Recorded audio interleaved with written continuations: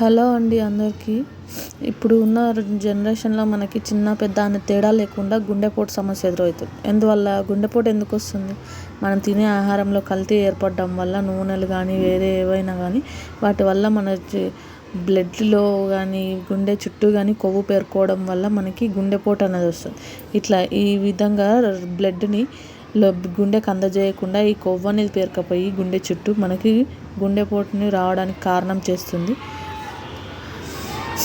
దాన్ని తెలుగులో అధిక రక్తపోటు అంటారు.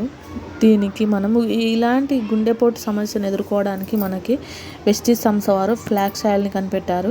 ఈ ఫ్లాక్స్ ఆయిల్ వల్ల మన బాడీ ఫ్యాట్ తగ్గుతుంది, కొవ్వు కణాలు తగ్గుతాయి, మంచి బ్లడ్ మంచిగా సరఫరా కావడానికి ఫ్లాక్స్ ఆయిల్ చాలా ఉపయోగపడుతుంది.